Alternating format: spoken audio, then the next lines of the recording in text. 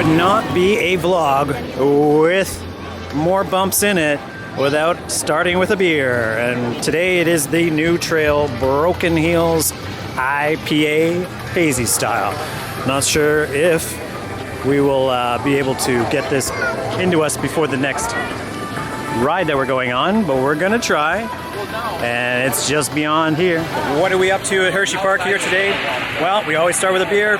For ranking, 14 coasters, all being ranked today. It is so hot, as you can probably see. It is just a sticky day overall here at Hershey and the two other parks that I've been to today. But because of that, there's barely any queues.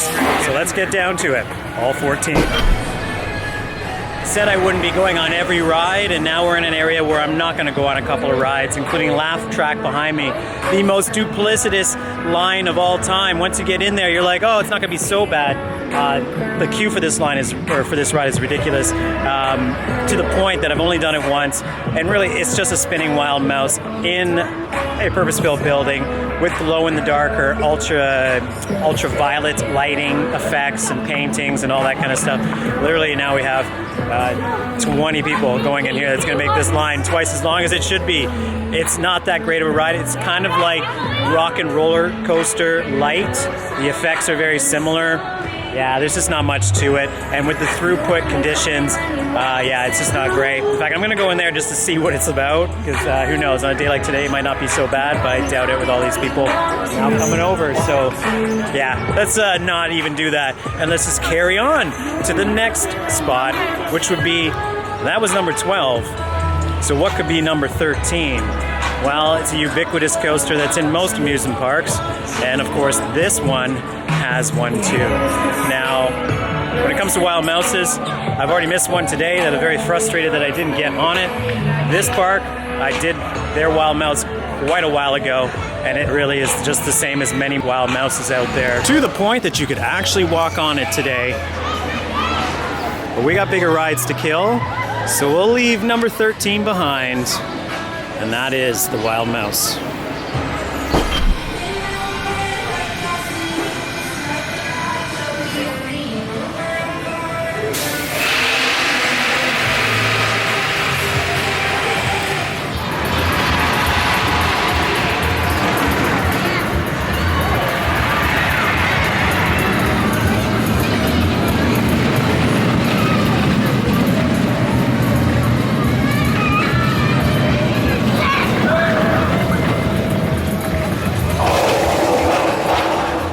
At number 11, we have Trailblazer.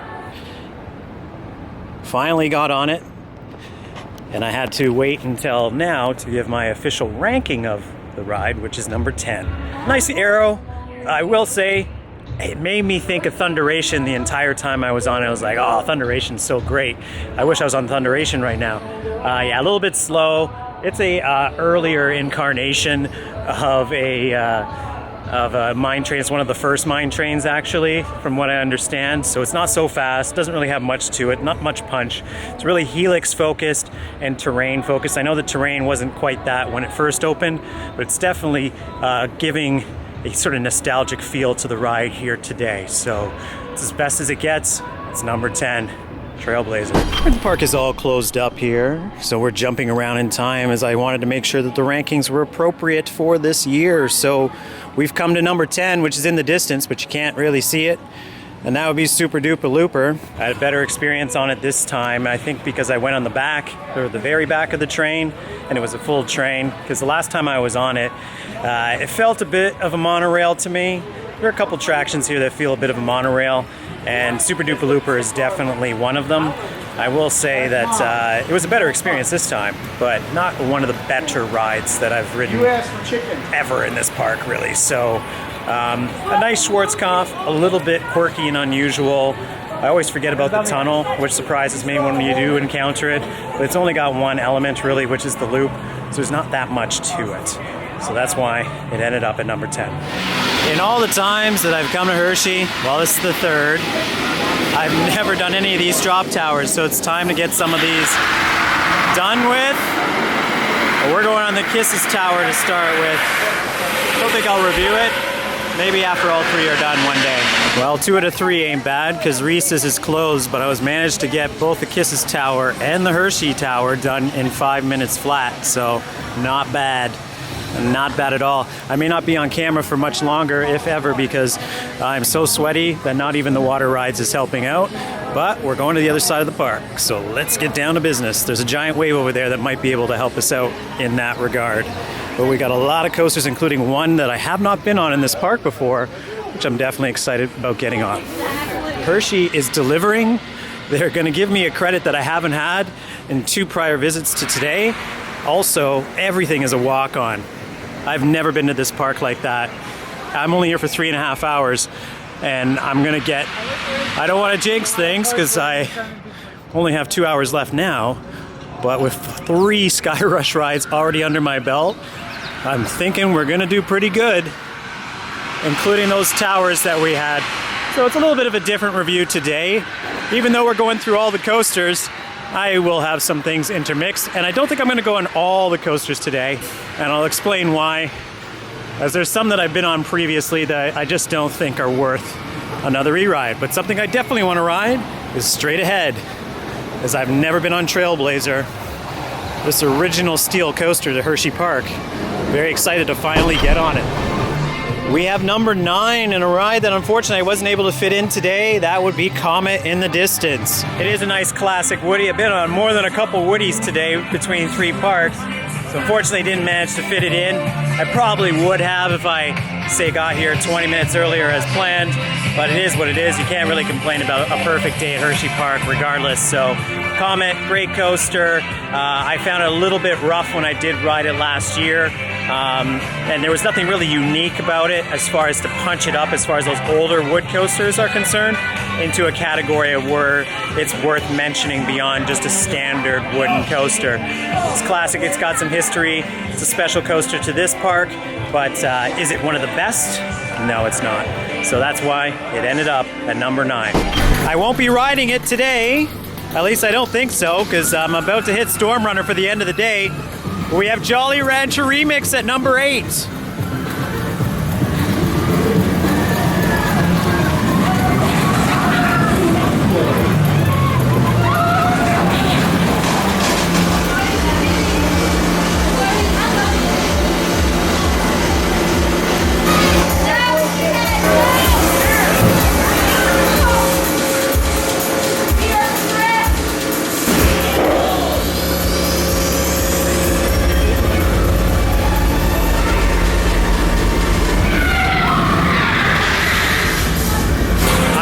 The effects of this ride, which makes it or sets it apart from other boomerangs out there without question. Relatively smooth as well.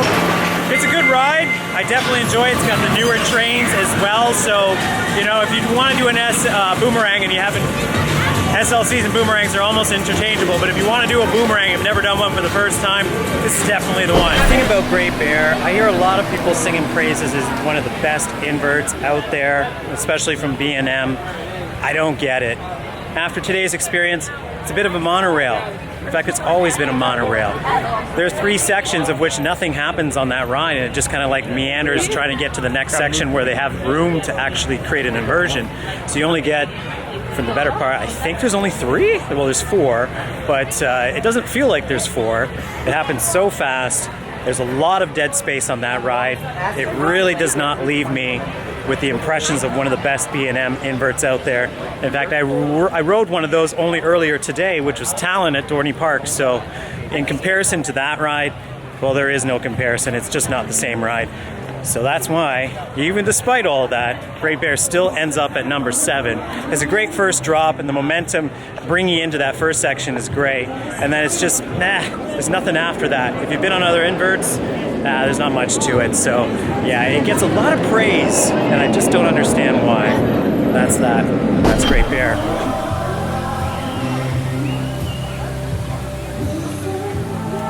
Number 6 is Candemonium, a ride that surprised me, to be honest, because yeah, I've been on a lot of B&M hyper coasters, and it's a decent one without question. It's not quite as good as my home coaster Behemoth in that category, but it's an excellent ride nonetheless. Second half, I think, is better than the first, as it really kind of gives you a lot of air time, a lot of floater, really what you would expect from a B&M. Yeah, a little bit of rattle there, but you know, I think we have to get used to the rattle with B&M. It's there for our safety, let's say. And this is a great ride. The interactivity with the fountain is excellent, and that's really kind of the highlight of the ride for me. Also, that sort of sideways airtime hill just before you come into this section is also excellent as well. Great first drop. The teardrop turnaround does not have as much G's as I've noticed on, say, Behemoth at home. So I think with a little less trimming, this ride would be even more excellent than number 6 as it's ranked currently in the park today. But on certain days, I had a backseat ride today, it was good. On certain days, maybe in the front, maybe with a faster train and a warmer, it's not going to be warmer than today. All that is irrelevant, isn't it? It's going to be number 6, and that's that. Number 6, Candemonium. Controversial decision, as I know a lot of people love this ride, but at number 5, I have Fahrenheit. There's something about this mini Maverick as I kind of look at it. It doesn't quite have, well, Maverick doesn't have a lift quite like this ride does, but yeah, it's just very small, compact. It's not a launch coaster, but it kind of feels like a launch coaster in a way, if that makes any sense. But at the end of the day, because it happens so quickly, and you know, you got a couple inversions, you got a couple of interesting little turnarounds, blah, blah, blah. But it kind of, it happens and you don't really notice it. And it doesn't really leave an impact per se for me, like some of the other rides do in this park that are more iconic for sure. So, let's get on to a couple of those.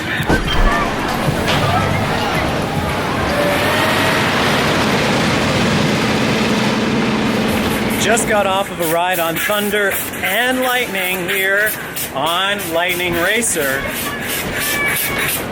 This ride, I love it so much. I've never had a bad ride on it, and every time I come on it, I'm like, I gotta do it one more time. It's always racing. It's built for purpose. It's such an excellent wood coaster. It's in my top 10 wood coasters. I was blown away the first time I ever rode it. I thought it was underserved as far as hype is concerned. Turns out it's not. A lot of people do rate it highly, but with a park gifted with so many great coasters, it does rank lower slightly. But for me, not at all. And that's why it's number 4. Without question, the interactivity of this ride, just the curves, the way the speed just takes it throughout, it really does not slow down at any point. It's a fantastic ride. I love it. I could ride it all day. Lightning Racer, one of the best rides here, without question.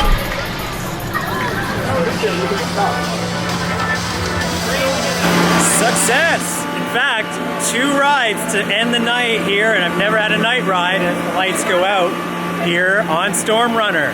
Number 3. Number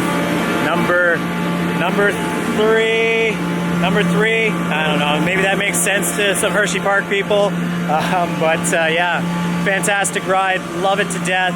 It is just the perfect launch coaster in my opinion. Obviously there's better ones out there, but just its interactivity with the terrain, its quirkiness, because it's not a normal coaster by any stretch of the imagination. It's super short, but again, leaves you begging for more, which is key and crucial to any great ride. And I love it every time that I come here. Very snappy launch, just some of the most unique inversions that you'll find on any coaster. You kind of get off of Storm Runner just being like, what was that? I loved it, but I just don't know what I experienced. Let's do it again. And that's what I got to do in the front. Fantastic. All right, let's carry on.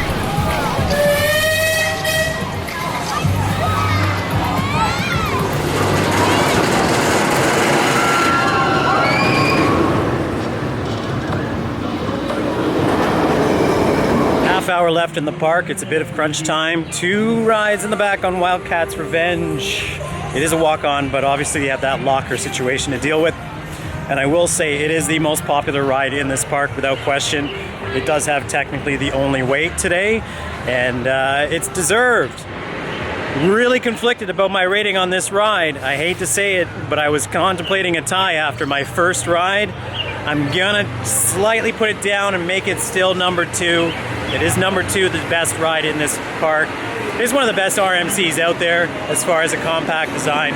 It's fantastic. There's nothing really more to say about it. If that stall was a little bit longer and maybe a larger drop, say in the Iron Gwazi category, and it would be the best ride in this park. But unfortunately, one supersedes it just because of the pure impact level of the ride. And that's coming up next. I'm shooting this far earlier than the rest of the vlog, but there's no discussion when it comes to number 1 for me in this park, and that's Sky Rush. We have new restraints this year, so I'd say it's a slight improvement as the restraint is slightly grooved, so that way you don't actually have to worry about too much of a stapling in there, but it still staples you pretty good, and some ride attendants make sure to push that bar all the way down, which can be kind of annoying. I've had 2 rides on it. I had another in the front, so I have 2 rides in the back, one in the front, and definitely enjoyed a lot of graying out in the front. I didn't experience the back whatsoever, but the back is just so intense for that whiplash effect. I love it. It's uncontrollable, a little shaky, but not too unmanageable. With the 3 rides that I've had today, that's more than enough, but I'll probably have more because it's not that busy. Sky Rush, the best ride here. Yes, it's not for everyone. It is really intense, but if you like them like I do, then this is one of the best rides in the world, and without question, in Hershey Park as well. Ladies and gentlemen, enjoy your 212-foot drop at 75 miles an hour, and I will see you in about 90 seconds. Bye-bye.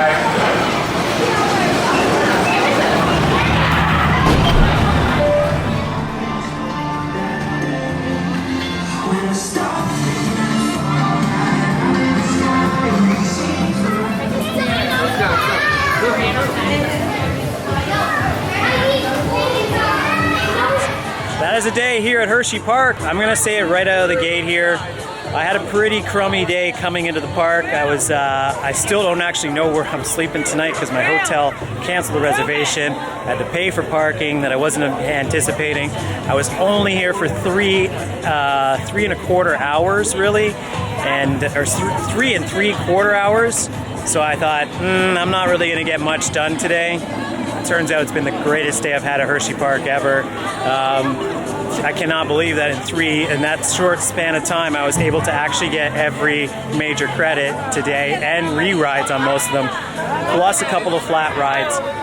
Incredible. So yeah, it was a really awesome day, a lot of great rides, and a lot of great rankings without question. So I come here every year. It seems like by accident I end up at Hershey Park, and really that isn't an accident because it's one of the best parks out there, especially in America.